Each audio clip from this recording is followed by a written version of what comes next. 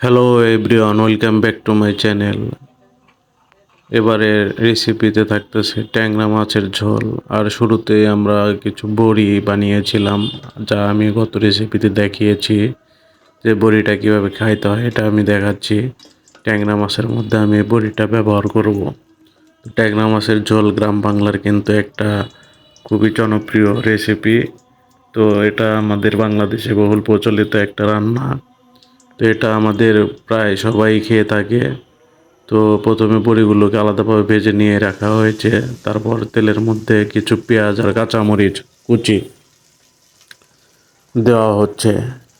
তো এগুলোকে কিছুক্ষণ ফ্রাই করতে হবে। তো আমি আজকে অনেক কাজ করতেছি গাইজ। আজকে প্রায় মোটামুটি 2-3টা ভিডিওর এডিটিংয়ের কাজ আমি করেছি, একদম চ্যানেলে আপলোড দিয়ে রেডি করে ফেলেছি। তো এর আগের ভিডিওতে ছিল একটি এই আমার আ উ এই শব্দগুলা আপনারা ইগনোর করে যাবেন। হ্যাঁ, ভয়েস কোয়ালিটি অবশ্যই ভালো থাকতে হবে ভিডিও বানাতে হলে, ইউটিউবিংয়ে কাজ করতে হলে। তো মেইন কথা আসলে আপনারা কে কী বললো সেটা বিবেচনা না করে ভিডিও বানিয়ে যাওয়া।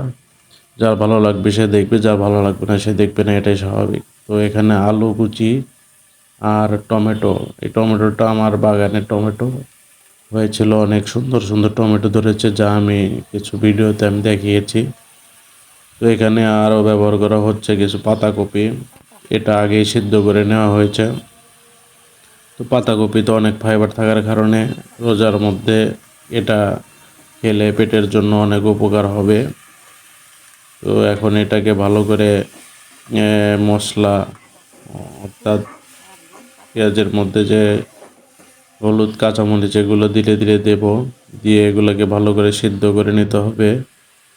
তো এই পাশে আমাদের কাঙ্ক্ষিত ট্যাংরা মাছটি রান্না হচ্ছে, চুলায় গরম হচ্ছে, সিদ্ধ হচ্ছে। আর এই পাশে আমরা একে একে ধনিয়া গুঁড়া,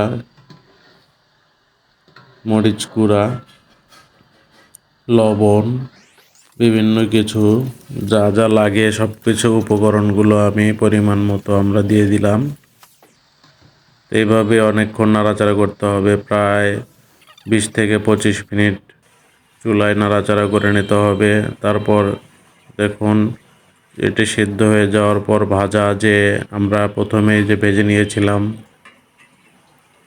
বড়ি, কুমড়ো বড়ি, সেই বড়িটা আবার এখন আমরা দিয়ে দিচ্ছি। তো এভাবেও যারা খেতে ভালোবাসেন তারা এভাবেই খেতে পারেন। তো যারা আবার একটু ঝোল ভালোবাসেন তারা আবার এরকম ঝোল করেও খেতে পারেন। এই জন্য একটু গরম পানি আবার এর মধ্যে দিয়ে দিবেন পরিমাণ মতো।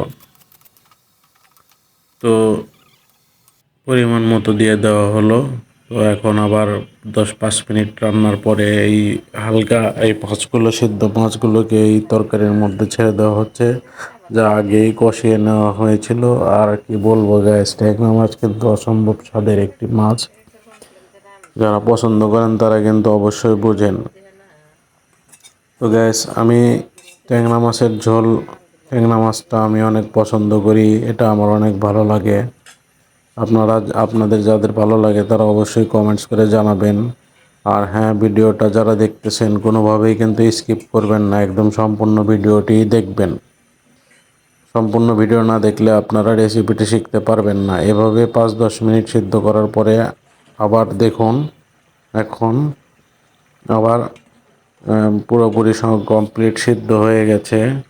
তো রান্না প্রায় শেষের দিক, মোটামুটি শেষ হয়ে গেল আমাদের, তৈরি হয়ে গেল আমাদের সবার পছন্দের ট্যাংরা মাছের ঝোল, সুস্বাদু ট্যাংরা মাছের ঝোল। অবশ্যই ভালো থাকবেন।